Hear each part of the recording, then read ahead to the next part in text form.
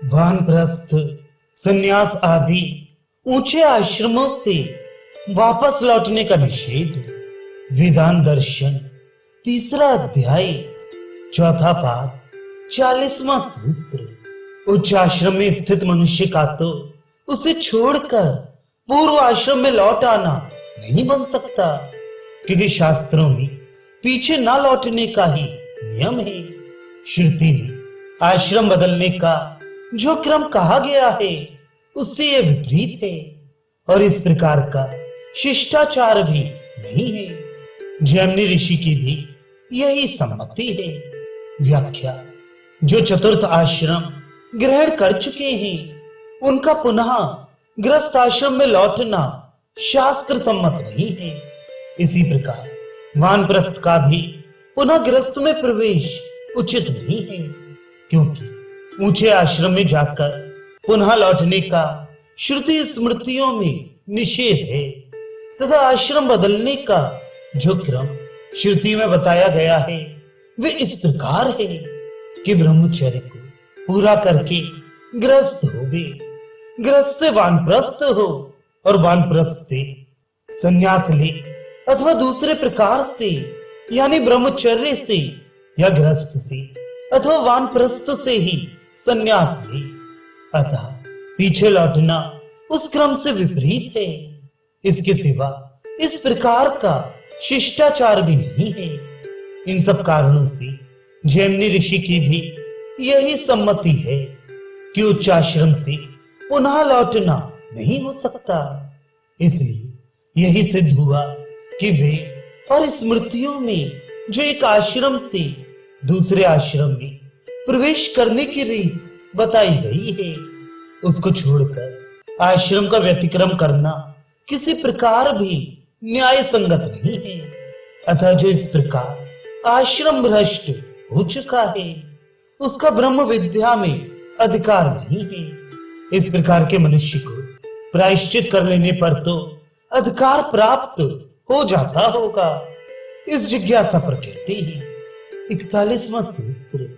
इसके सिवा प्रायश्चित के अधिकारी अन्य आश्रम वालों के लिए जो प्रायश्चित बताया गया है वह भी उसके लिए विहित नहीं है, क्योंकि स्मृति में उसका महान पतन माना गया है।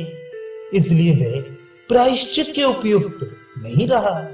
व्याख्या: ब्रह्मचर्य आश्रम में यदि ब्रह्मचारी का व्रत भंग हो जाए तो वेद और स्मृतियों में उसका प्रायश्चित बताया गया है, तथा गृहस्थ भी ऋतुकाल आदि का नियम पालन भंग कर दे तो उसका प्रायश्चित है, क्योंकि वे प्रायश्चित के अधिकारी हैं।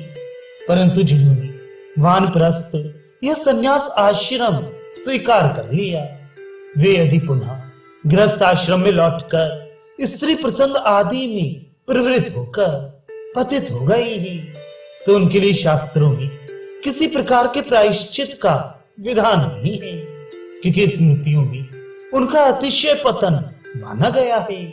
इसलिए वे प्रायश्चित के अधिकारी नहीं रहे। जैमिनी आचार्य की भी सूत्रकार के मतानुसार यही सम्मति है कि उनके लिए प्रायश्चित का विधान नहीं है। इस पर अन्य आचार्यों का मत बताते हैं। 42वां सूत्र। कई एक आचार्य इसे उपातक भी मानते हैं, इसलिए वे भोजन के नियम भंग के प्रायश्चित की भांति इसके लिए भी प्रायश्चित का भाव बताते हैं।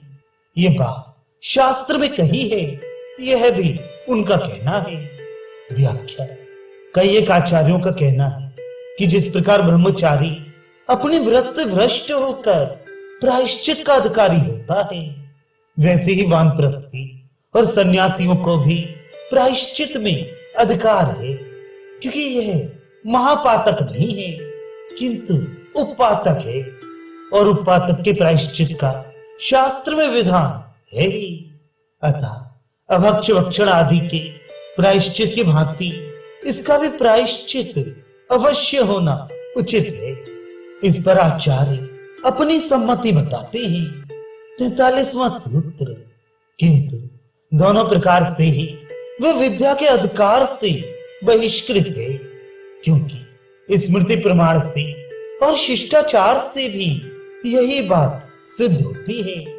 व्याख्या: वे उच्चाश्रम से पतित हुए सन्यासी और वानप्रस्थी लोग महापातकी हों या उपपातकी, दोनों प्रकार से ही शिष्य संप्रदाय और वैदिक ब्रह्म विद्या के अधिकार से सर्वथा बहिष्कृत है।